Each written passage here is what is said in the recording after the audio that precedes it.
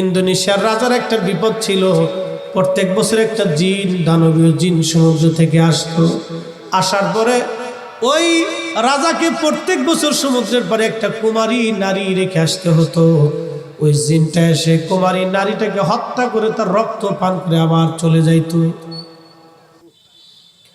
মুসলিম বণিক দল ওই বছর গেলেন। আল্লাহর কোরআন কালেমার আওয়াজ ইন্দোনেশিয়ায় পৌঁছাই যাবে, সিদ্ধান্ত আসমানে হয়ে গেছে। কিভাবে পৌঁছাবে আমার আল্লাহ দেখেন, খুব মনোযোগ দেন। মুসলমান বণিক দল যাওয়ার পরে ওই বছরে জিন আসবে, কিন্তু লটারির মাধ্যমে প্রত্যেক বছর মেয়ের ভাগ্য আসতো, কার মেয়ে পড়বে ভাগ্যে। ওই বছর লটারি টান দেওয়ার পরে ভাগ্য আসলো রাজার মেয়ের, কুমারী কন্যা শাহজাদির নাম আসার পরে সারা দেশের মানুষ কান্নাকাটি শুরু করলো, আমাদের শাহজাদি মারা যাবে, রাজার মেয়ে মারা যাবে। রাজ দরবারে বিষণ্ণ, রানী কান্দে, রাজা কাঁদে, রাজ পরিবার কান্নাকাটি করে। যখন মুসলমান বণিক দল গেছে, যাওয়ার পরে দেখতেছে সবাই বিষণ্ণ, চিন্তিত। ব্যাপার কি? তোমরা এইভাবে বিষণ্ণ কেন? ব্যবসা বাণিজ্য বাদ দিয়ে তোমরা এইভাবে করছো কেন? তখন একজন ইন্দোনিয়ান বললেন, হে মুসলমান, আমাদের দেশে এই সমস্যা। প্রত্যেক বছর একটা জিন সমুদ্র থেকে উঠে আসে, দানব জিন, একটা কুমারী নারীকে দিয়ে যাওয়া লাগে, আর সে সকালবেলা রক্ত পান করে তাকে ছিন্ন বিচ্ছিন্ন হত্যা করে চলে যায়। প্রত্যেক বছর না দিলে সে আমাদের এলাকা ধ্বংস করে, বিপদ উপদ্রব চালায়, মহামুসিবত আসে। এখন আমরা এই বিপদ থেকে কেমনে বাঁচি বলো?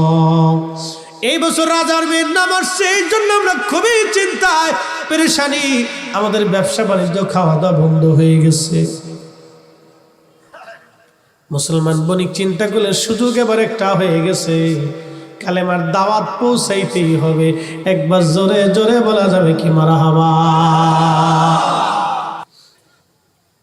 বলে রাজার কাছে কাজ কি? বলে হ্যাঁ কাজ আছে, চলো। রাজার কাছে নিয়ে যাওয়ার পরে রাজাকে বলা হলো, রাজা আমরা মুসলমান আরব থেকে এসেছি ব্যবসা করার জন্যে, কিন্তু এসে শুনলাম আপনার একটা মহা বিপদ সামনে। বলে হ্যাঁ, আপনার সুন্দরী মেয়েটা আপনার কোল খালি করে চলে যাবে, মারা যাবে। একটা জিন তাকে রাত্রিবেলা নিষ্ঠুরভাবে হত্যা করবে, চিরে চিরে ফেরে ফেরে রক্ত পান করে চলে যাবে। বাবা হয়ে, মা হয়ে, এত সৈন্য সামন্ত থাকার পর আপনি কিছুই করতে পারবেন না। বলে হ্যাঁ।